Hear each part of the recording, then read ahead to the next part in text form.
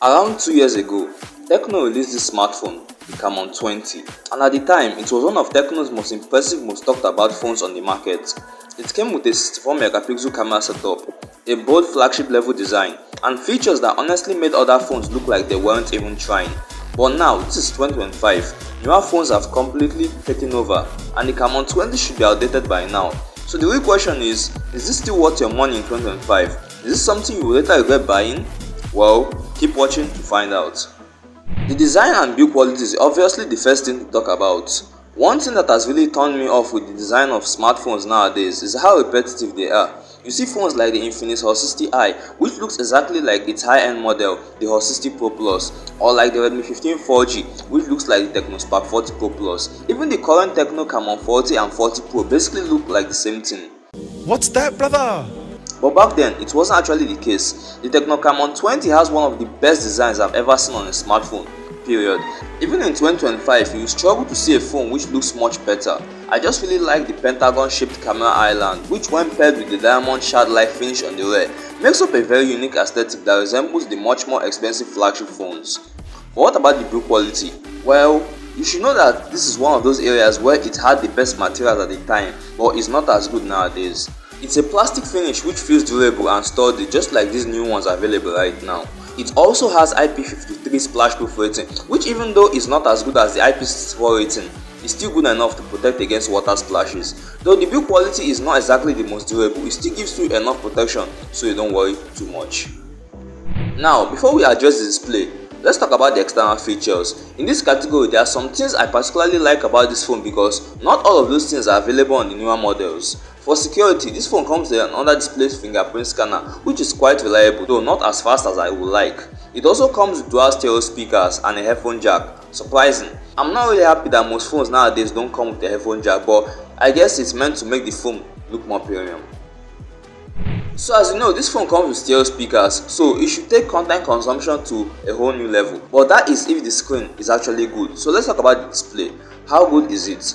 Well, the Camon 20's display is still very impressive by 2025 standards. Listen to this, a 6.67-inch Full HD AMOLED panel with a 120Hz refresh rate.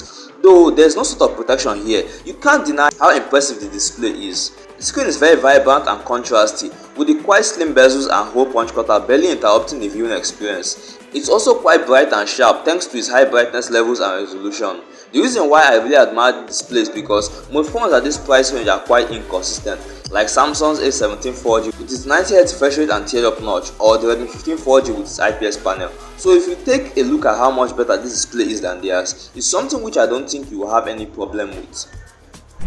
But do you know one thing you have a problem with? Is the performance. This phone is currently 2 years old, so how does it keep up running day-to-day activities? Well, powering the Camon 20 is the same processor you get on the Samsung Galaxy A06, that is the MediaTek Helio G85, which even though was very powerful at the time, is nowhere in comparison with the latest bad boy, the Helio G200. That doesn't mean it won't perform well. This phone comes with 8GB of RAM by default, and since the chipset is still good enough to use, it still delivers decent results. Apps open quite fast, multitasking is surprisingly snappy, and when it comes to gaming, it's still good enough to run high-end games. And all this is very good. If the phone was good in every other area but had mediocre performance, then that alone would make it not worth buying, but I'm glad that's not the case.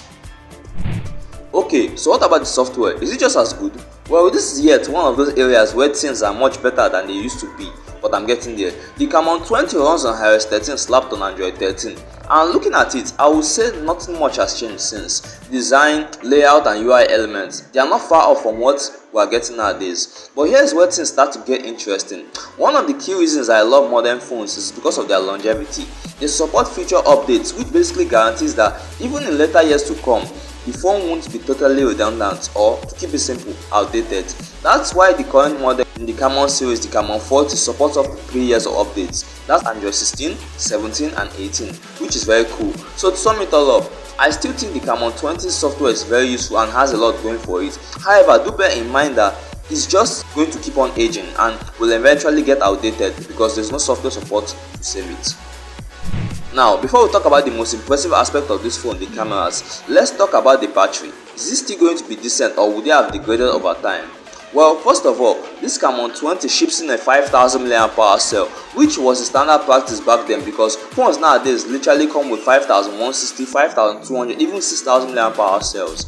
So there's two signs to judging this area correctly. One is that since it has been 2 years, there's probability that the battery would have lost some battery health and not last as long as it used to. Maybe it might last as a 4000 mAh cell. And the second thing is that you might be getting a brand new one, so it should still have almost 100% battery health and last just as long as before.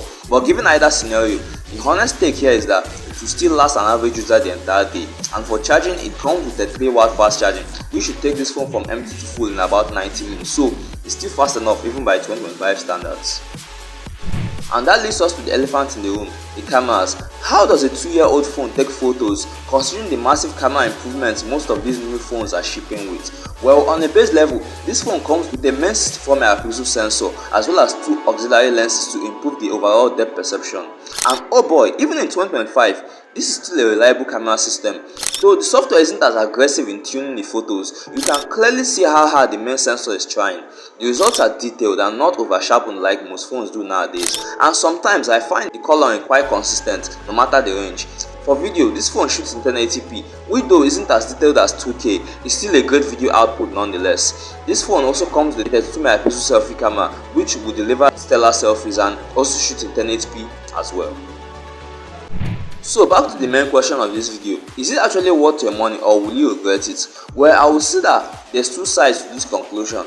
The first is that this is a 2-year-old phone, so it still lacks a lot of the many improvements that has been applied as phones get better. So don't expect to see things like AI features or dynamic bar, etc.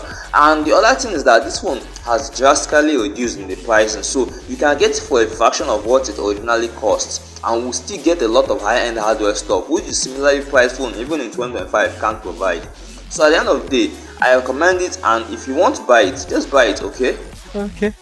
However, in case you might be interested in the latest model of the Camon 40 and want to know literally everything about it, click the card on the screen right now and I'll tell you all about it.